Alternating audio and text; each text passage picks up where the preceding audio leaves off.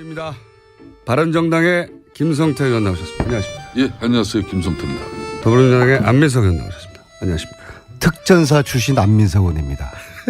갑자기 또 특전사 출신을 들고 나오십니까? 안민석 의원이 특전사 출신이에요. 저는 사실 공군사관학교 교수 출신이고요. 예. 지금 빨간마우라 전투기 조종사들이 다 제 제자들인데요. 예. 근데 문재인 후보와 저는 정권 교체 공동체이기 때문에 저희는 경제 공동체가 아니라 정권 빙의 되신 교체 거예요, 순간적으로? 공동체인데 예. 문재인이가 안민석이고 안민석이가 문재인이지 않습니까? 그래서 저희 특전사 출신에게 안보 맡겨주시면은 전쟁 억제하고 평화로운 한반도 만들겠습니다. 돈 주고 돈이나 백으로 군대 빠지고 총 쏠 줄 모르는 그런 대통령에게 안보 맡겨서 되겠습니까? 총 쏠 줄 모르는 사람이 누가 있어요? 늘 그렇게 안민석 군사훈련 하잖아요. 안민석 다. 의원 부인이 그렇게 좀 겸손하고 사람이 좀 진중해지라 그랬는데 오늘도 역시 겸손하지 않고 진중하지 않은 자세로. 예? 1970년대 나는 군대 생활을 동부전선에서 한 사람이에요. 육군 병장으로 그도 35개월 동안 해냈어요. 저는 40개월 공군 장교했습니다. 그 얘기 그만하시고요. 궁금하지 않고요. 두 분이. 봉급은 많이 받았겠네. 저희들 일주일에 한 번씩 낙하산 점프 훈련했습니다. 점프 훈련을 이렇게 뒤에서 도와줬겠지 뭘. 자, 빨간 마루아들이 다 제 제자들입니다. 아무튼 저희 특전사 출신에게 안부를 맡겨주십사 하는 그런 말씀을 제가 드리고 싶은 겁니다. 자, 그럼 이게 양 후보 빙의 토론을 한번 할까요? 잠시 후에. 근데 그건 좀 이따 하기로 하고, 바른정당 얘기부터 하지 않을 수가 없습니다. 지금 바른정당이 몇 갈래입니까? 한마디로 말하면 의견이. 세 갈래는 기본이라고 봐요. 기본이라고. 없는 집안에 완전히 콩가루 집안 됐어요. 또 겸손을 안 하니까 말이야. 이거는 죄송합니다. 바른정당 무슨 문재인 후보하고 이제 공동체라고요?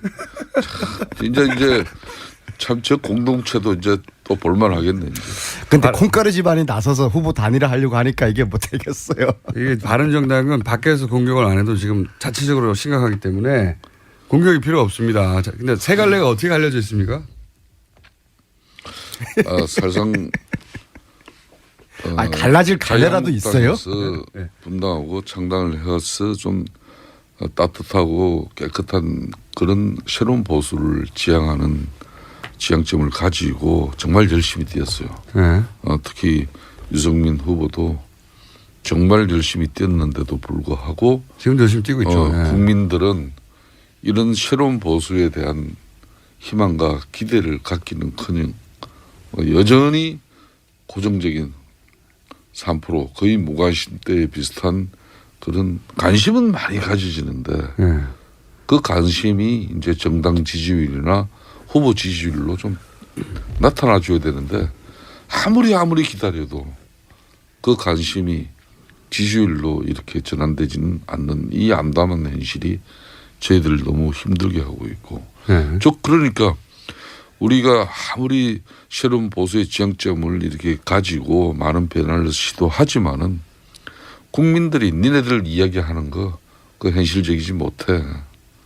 뭐 이런 이야기 아니겠습니까? 결론은 우리가 국민들을 원망하고 탓하기보다는 국민의 뜻을 쫓는 게 또 우리들의 새로운 보수 가치의 주장에 오류가 없는지 방법론적으로 잘못되지 않았는지 이런 걸 솔직하게 우리가 이제 인정하고 또 그 인정하에 또 우리가 새로운 마음을 가져야죠. 그래서 세 갈래가 어떻게 갈립니까? 하나는 뭐 그렇지만은 완주. 유승민 후보가 계속 완주할 수 있도록 도와줘야 된다는 것이고 네.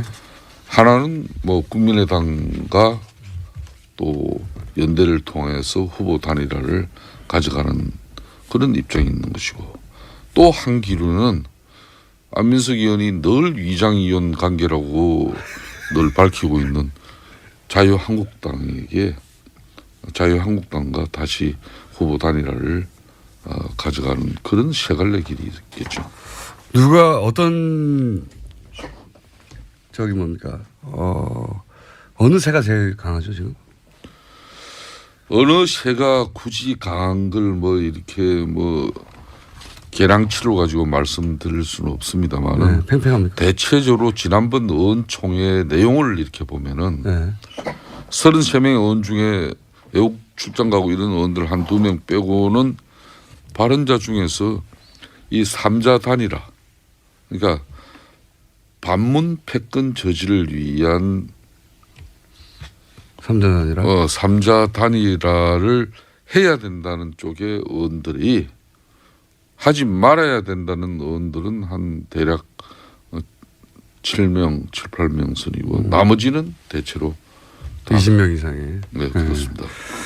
그런 정도 이야기해 줄 수 있죠. 그런데 그게 이제 지금 벌써 TV 토론에서도 당사자도 안 한다고 하고 그리고 3자 대상이 되는 홍준표 후보나 안철수 후보 쪽도 안 한다고 하는데 이게 현실성이 없어진 거 아닙니까 사실상? 그 단일을 주관하는 또 시민사회 단체에서 네. 범보수 연합 뭐 이런 단체에서 각 후보 진영이 한꺼번에 모여서 뭐 단일화 논의를 이렇게 가져가는 게 아니라 너무나 입장의 차이가 크니까 각 당별로 어제는 바른정당, 오늘은 자유한국당, 내일은 국민의당 뭐 그런 식으로 이렇게 그 입장을 들어서 조율을 좀 시도하는 방식. 물밑에서 뭐 한참 하고 있는 거죠 지금. 아니요, 정치는 생물이니까 지금까지 여러 행위로 하고 있죠. 지금까지는 진도가 잘 안 나가죠. 진도가 잘 안 나가는데 제가 뭐 이 방송을 통해서 좀 밝혀드리는 것은 국민의당 안철수 후보 지금 저 방식의 인식과 이 상황 인식과 또 대처 방식은 결코 집권하기 어렵습니다. 지난 한 10여일 전에 국민들은 문재인 후보와 대응할 수 있는 또 문재인 후보를 상대로 이길 수도 있는 그런 가능성을 국민들은 안철수 의원에게 메시지를 보냈어요. 아직까지 바람까지라고는 볼 수 없는데 그 메시지를 보냈으면 그 메시지를 가지고 집권 수권 능력을 국민들에게 보여줘야 돼. 지금 한참. 그게 바로 민주당이 참 이번 대선 전략 좋아요. 뭐 저 40석 의석 가지고 국정 운영 어떻게 할 거냐.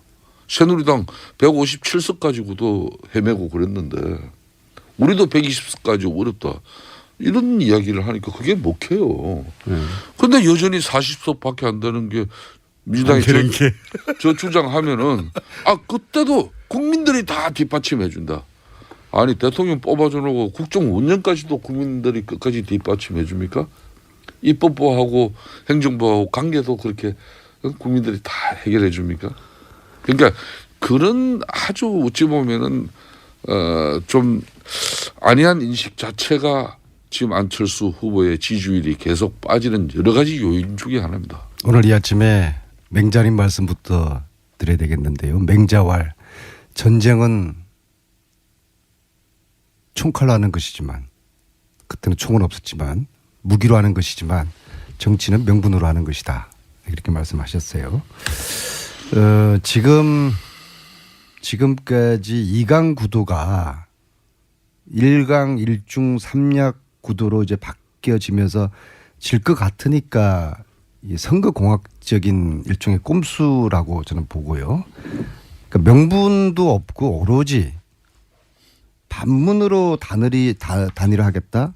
이게 시너지 효과가 있을까요? 오히려 저는 이런 식으로 단일화하면은 소위 말하는 적폐연대라는 역풍을 맞을 수 있다고 이제 봅니다.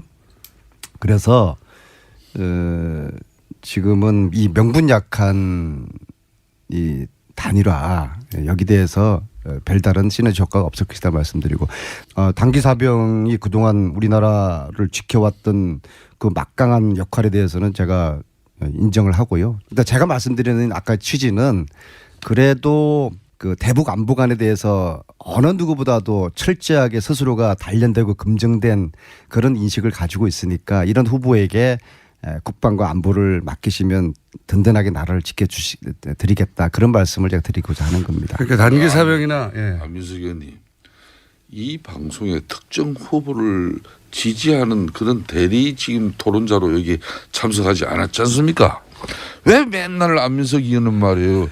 언제부터 그렇게 문재인 후보하고 공동체가 아까 무슨 공동체요? 정권 교체 및 공동 운명체. 정권 교체 및 운영 공동체. 그래서 이제 교육부 총리 떠났다고 해가지고 지금 막 그렇게 방송에서 말이에요. 공개적으로 특정 후보를 갖다 지지 찬동하는 발언을 하면 안 돼요, 그거는. 저는 이 자리에서 공개적으로 천명하건데요. 정권 교체가 되는 순간 저는 백의종군할 겁니다. 어떠한 직도 맞지 않을 것입니다. 의원님 근데 그거는 맡길 의사가 있을 때 그때 가서 말씀하셔야지. 설사 국무총리 자리가 제안와도 맞지 않겠습니다. 그러니까 그 제안을 가능성이 있을 때 이제 말씀하셔야 되고 아니 단기 사병 문제는 단순히 시력이나 뭐 가정 형편이나 여러 가지 이유 때문에 그러면 예, 본인의 의사와 상관없이 그리고 이제 군사훈련을 충분히 받고 자기 역할들이 있기 때문에 이 부분은 잘못 말씀하신 거고. 아니 단기 사병의 역할을 또 나름대로 굉장히 중요해요. 예, 그러니까 제가 보기에는 지역과 특전사를 강조하시는 것만 했었어야. 사격 연습도 했다고 제 친구가 이야기했으니까 제가 그걸 알려드리는 겁니다. 때로는 집안 행편이 좋지를 못해서 가족을 지키기 위해서 단기 사병으로 가신 분들도 있고 사연이 계신 분들이 많아요. 이분들이 우리 지역 골목골목과 또 시장과 예? 지역의 또 안보를 이 사람들이 최일선에서 지켰어요. 단기 사병을 무시하는 입장은 아까 공동체라고 했는데 문재인 후보도 단기 사병에 대한 인식이 안민석 의원하고 같으시다는 거죠? 아 죄송합니다. 아무튼 이 단기 사병에 대한 그런 오해할 만한 발언이었다면 사과드리고요. 단기 사병도 기초 군사 교육 다 받고 있는 거 알고 있고요. 그러면 네. 자 역시 민주당은 안보 정당으로서는 절대 구색을 갖출 수가 없어요. 갑자기 역공을. 각성하세요, 안민석 의원. 알겠습니다. 지금 대한민국의 단기 사병 출신 우리 국민들이 얼마나 많은지 알아요? 저는 뭐 이 정치적인 공격이라고 또 비춰질 수 있기 때문에 여기까지만. 더 이상 이야기하기 어렵습니다. 자, 제가 보기에는 방송 끝나기 전에 또 한 번 말씀하셔야 될 것 같고요. 실수하신 게 분명하기 때문에 또 한 번 말씀하셔야 될 것 같고 예. 특전사를 강조하려다가 예. 자 그런데 아 우리 후보 너무 띄워드리려다가 예 그러니까요 무리하셨고 그 과정에서 제가 보기엔 방송 끝날 때까지 한 두세 번 정도 더 사과를 하셔야 되는 상황으로 몰리고 있다. 자 그건 그거고. JTBC 토론을 보신 예. 총평을 하시자면요. 예. 큰 이슈였으니까. 아무래도 스탠딩 토론회를 두 차례 한 이후에 또 좌석에서 앉아서 하는 토론이다 보니까 여유로움은 갖췄지만은 후보 간의 긴장감은 훨씬 떨어졌다. 또 지난 토론회 때 네거티브가 난무한 데 대한 비판 여론이 일부 있었어요. 후보도 말하다 참 이건 금방 인식해요. 그래서 그런지 정책 대결에 초점을 맞추는 모습이었는데 좀 그러다 보니까 너무 좀 밋밋한 토론회가 됐다는 그런 또 평가가 있어요. 그렇지만은 사회자의 매끄럽고 여유로운 어떤 그런 진행은 좀 돋보였습니다. 사회자가 승자였다는 취지인 것 같고. 토론이 주제나 룰에 벗어날 땐 과감하게 이걸 개입을 해줘요. 그리고 손석희 사장이 그걸 잘한 거예요. 또 후보 간의 감정이 격해지거나 토론이 경직된다 싶으면은 뭐 그 손석희 사장 같지 않게 또 농담과 센스 있는 그런 발언으로 분위기를 환기시켰죠. 뭐 전체적인 측면에서는 이번 토론회에서는 홍 후보 그러니까 홍준표 후보가 아닌 문재인 후보가 가장 못했다는 평가가 또 대체적인 여론이에요. 홍 후보와 문재인 후보가 제일 못했다. 대선 판세가 문재인 후보 일강 구도로 굳어져 간다는 건 주지의 사실이지만은 그에 따른 자신감이 지나쳐서 오만과 독선의 행태로 표출돼서는 안 될 일입니다. 이보세요가 그 뭡니까 이보세요가. 제가 존경하는 우리 저 안민석 의원님한테도 제가 아무리 방송에서 제가 참 당하지 않습니까? 그래도 내가 이보세요 뭐 이런 소리는 잘 안 합니다. 아니님 그러지. 근데 그거는 문재인 후보께서 그는 좀 적절치 못했어요. 그렇다고 해서 또 우리 홍준표 후보도 한 살이라도 나이 많은 사람한테 보르장 없는 또 그러니까 나이 문제가 지금 야기된데 또 집에 나이는 홍준표 후보가 문재인 후보하고 나이가 같아요. 그러니까 그런 정도 해도 관계없다는 건데. 안민석 의원님이요. 제가 보기에는 오늘 그 단기사병 발언했다가 지금 혼나시는 중이어가지고. 발언을 아주 잘. 아니요, 제가 그런 사과를 드렸고요. 다시 한번 우리 관련해서 정중하게 사과드리고요. 그런 뜻이 아니었다는 것을 말씀드리고. 그 토론을 보면서요. 기가 많이 죽으셔가지고. 예. 그 문재인 너무 후보에게 예. 이 질문이 집중되지 않았습니까? 예. 그에 비해서 저는 선방했다고 봅니다. 그리고 이 토론회의 성격 중에 하나가 문재인 후보 인내력 테스트하는 성격도 가지고 있는 것 같아요. 특히 노무현 전 대통령에 대한 공격성 질문에 대해서 그래도 잘 참는 걸 보고서 그런 선방하셨다는 생각이 들고요. 홍준표 후보는 현금을 챙기고 심상정 유승민 후보는 엄을 챙겼다. 이제 그렇게 봅니다. 그래서 반면에 이제 안철수 후보는 자꾸 그 김성태 의원님이 뭐 디스한다고 자꾸 그러시는데 이 좀 토론회를 보면 볼수록 물론 그분이 가지고 있는 또 장점도 있지만은 그 좀 깜이라는 거 있잖아요. 대통령 깜이라는 것에 대한 좀 의문이 갈수록 들게 하는 태도라든지 또 상대방에 대한 질문을 대응하는 그런 방식에 있어가지고 그런 깜에 대한 그런 의문이 이제 갈수록 드는데요. 제가 이제 오늘 말도 좀 꼬이시고. 지금 1+1 안철수 후보 관련된 여기에 대한 논란이 많은데요. 네네. 제가 이것을 안철수 후보 입장에서는 억울한 측면도 있지 않겠습니까? 그래서 제가 교문의 출신이기 때문에 서울대 관계자들을 많이 알아요. 그래서 그 당시 2011년 당시에 이 인사를 책임졌던 서울대 당시 오모 총장님 한테 제가 여쭤봤어요. 총장님 어떻게 이렇게 무리한 인사가 있었습니까? 그분 말씀이 나는 관여하지 않았어요. 그 이모라는 서울대학교 발전기금 부이사장이라는 분이 있어요. 지금 한림원 원장 하시는 분인데요. 이모라는 그분이 다 해가지고 뽑자고 이제 그렇게 해서 그래서 내가 결정을 한 거야. 예. 그래서 제가 이모라는 분을 만났어요.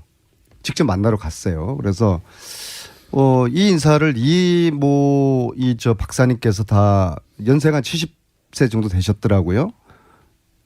다 주도하셨다는데 사실입니까 하니까 그분이 영어로 frankly 솔직히 그 70세 되시는 분의 말씀을 저는 뭐 의심을 할 수가 없죠.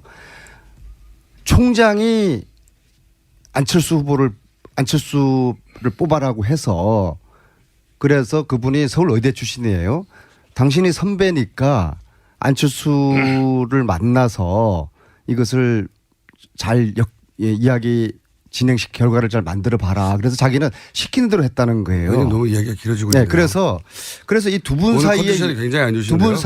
두 분 사이의 이야기가 네. 너무나 달라서 이것은 대선 끝나가도 이 임용특혜에 대한 좀 진실을 밝혀서 안철수 후보가 억울하면 억울한 대로 이걸 풀어드리고 이게 만약에 뭔가 그 서울대조차도 외부적인 압력에 의해 가지고 이 무리한 인사가 진행됐다고 하면은 그에 따른 또 진상이 또 규명돼야 될 그런 성격일 것 같습니다. 오늘 굉장히 컨디션이. 그 안민석 의원은 그래도 양념처럼 최순실 이야기를 중간중간 끼워 넣어야 활력과 또 용기를 가지고 잘 리드해 나가는데 지금 뭐 갑자기 문재인 후보하고 정권 교체 공동체로서의 그 상당히 그 좀 안 해본 역할이거든요. 이때까지. 자중해야 되고 좀 상당히 제어된 발언을 정제된 발언을 많이 해야 되거든요. 그러니까 지금 방송이 꼬이는 거예요. 그냥 자기 정보만 해야 되는데. 문재인 후보는 문재인 후보대로 가고 자기는 자기대로 그냥 저분이 수도권 내리 사선하면서 한 번도 제 이야기는 특정 단기 후보 사병 군의관 줄을 서지 않아 가지고 장교 상당히 그 의미가 있는 특전사 건데. 나름대로 고유의 국방의 역할이 있는 것이죠. 그래도 거기에 대해서는 제가 사과드릴게요. 자꾸 그걸 가지고 물고 늘리지 마세요. 그러니까 김성태 의원님 되지 답지 않는 않게. 문재인 후보하고의 정책도 운영 공동체 그거 하지 마세요. 그거 조금 있으면은 된다 하더라도 그 우리 안민석 의원 같이 아니 틀린 게요. 균형적인- 4년 전에 저희들이 대선 치를 때는 당하고 후보가 분리돼서 선거운동이 매끄럽지 못했는데 이번에는 저희 당이 똘똘 뭉쳐가지고 후보를 돕고 있으니까 일단 우리는 좀 집안이 지금 단합이 잘 되고 있어서 선거 결과를 떠나서 어떤 굉장히 보기 좋은 그런 이제 선거 캠페인을 지금 하고 있다는 말씀을 예, 드립니다. JTBC 토론에서도요 가장 독보적인 활동은 의원님 독복적 아니고요. 독보적인 활동은 역시 바른정당의 유승민 후보였어요. 예. 그런데 왜 자꾸 사퇴하라고 하십니까? 그 유승민 후보의 칼퇴근법이나 또 3년 육아 후지 같은 그런 공약도 문재인 안철수 심상정 후보가 도입하고 싶다고 공개적으로 이야기할 정도로 정책적으로 많이 준비됐다는 걸 타 후보도 인정을 했거든요. 그런데 이렇게 잘함에도 불구하고 국민들은 또 좋은 토론회 이후의 평가도 가장 잘했다고 해주는데 지지율로는 또 연결 안 돼요. 이게 참 아이러니예요. 뭐 사표 심리 때문에 그렇게 하는데 그래서 제가 궁금한 건 이겁니다. 그래서 결국 인쇄되기 전까지 단일화의 가능성은 얼마나 있는 겁니까? 그 뭐 이번 같이 투표용지 인쇄 전에 네. 뭐 이런 후보 간의 단일화 문제를 마무리해야 된다는 그런 부담은 전혀 가질 필요가 없어요. 왜? 후보가 14명이나 되기 때문에 한 명 거기 빼놔봤자 별 표시가 안 나요. 그러니까 이번 3자 후보 단일화는 29일 시한이 넘어도 진정으로 이제는 29일도 넘겨서 진정으로 문재인 집권 저지를 위한 어떤 3자 후보 단일화가 뜻을 맞추면은 언제든지 할 수는 있죠. 그러니까 이제- 그런데 내가 보기는 예. 절대 국민의당 안철수 후보는 집권 능력과 집권 의지가 현저하게 이 사람은 부족한 사람이에요. 집권 의지는 강력한데 그 방법론이 틀렸다고 지적하시는 게 맞지 않을까요? 저는 집권 능력과 의지라고 했어요. 의지를 가지면은 아니 자신도 아닌 다른 당에서 아무리 뭐 지지율이 좀 낮은 후보 측에서 단일화 요구를 해서 가장 지금 현재 상황에서는 삼당에서는 자기가 가장 지지가 높은데 가장 자신이 적극적으로 아유 감사하고 고마운 기회다 이렇게 받아들이고 예언을 확대하고 만일 본인이 집권하고 난 이후에도 안정적인 국정 운영을 할 수 있다는 그런 모습을 국민들에게 이 유권자들에게 보여줘야 되는데 그걸 보여주길 싫어한다면은 사실상 호남표 일부하고 중도 보수 일부 표 끌어안고 있다가 그럼 문재인 후보 사실상 당선을 도와주는 역할밖에 그러니까 29일 하지 않는가 하는 저는 의심을 가져요. 29일 데드라인이라고 했었는데 이제는 그거 지나고 나서도 계속 단일화를 추진할 수도 있다는 얘기네요. 저는 그렇게 봅니다. 마지막 순간까지도. 예. 계속 지금 안철수 후보의 이런 자세라면은 이거는 사실상 문재인 후보 당선을 돕는 방조자 내지는 방관자적인 역할이라고 저는 봅니다. 저는 일단 다시 한번 3번째 우리 단기 사병과 우리 군의가 추진자들께 사과드리고요. 좋은 하루 되시길 바라겠고요. 명분 없는 단일화, 문재인 반대를 위한 이 단일화. 그래서 세 갈래가 어떻게 갈립니까? 하나는 뭐 그렇지만은 완주. 유승민 후보가 계속 완주할 수 있도록 도와줘야 된다는 것이고 예. 하나는 뭐 국민의당과 또 연대를 통해서 후보 단일화를 가져가는 그런 입장이 있는 것이고 또 한 기류는 안민석 의원이 늘 위장이혼 관계라고 늘 밝히고 있는 자유한국당과 다시 후보 단일화를 가져가는 그런 세 갈래 길이 있겠죠. 누가 어떤 어느 새가 제일 강하죠 지금? 어느 새가 굳이 강한 걸 뭐 이렇게 뭐 계량치로 가지고 말씀드릴 수는 없습니다만은 네, 팽팽합니까? 대체적으로 지난번 의원총회 내용을 이렇게 보면은 네. 33명의 의원 중에 외국 출장 가고 이런 의원들 한 2명 빼고 이 의원 부인이 그렇게 좀 겸손하고 사람이 좀 진중해지라 그랬는데 오늘도 역시 겸손하지 않고 진중하지 않은 자세로 1970년대 나는 군대 생활 동부전선에서 한 사람이에요. 육군 병장으로 그도 35개월 동안 했어요. 저는 40개월 공군 장교했습니다. 그 얘기 그만하시고요. 궁금하지 않고요. 두 분이. 봉급은 많이 받았겠네. 저희들 일주일에 한 번씩 낙하산 점프 훈련했습니다. 점프 훈련을 이렇게 뒤에서 도와줬겠지 뭘. 자, 빨간 마루아들이 다 제 제자들입니다. 아무튼 저희 특전사 출신에게 안부를 맡겨주십사 하는 그런 말씀을 제가 드리고 싶은 겁니다.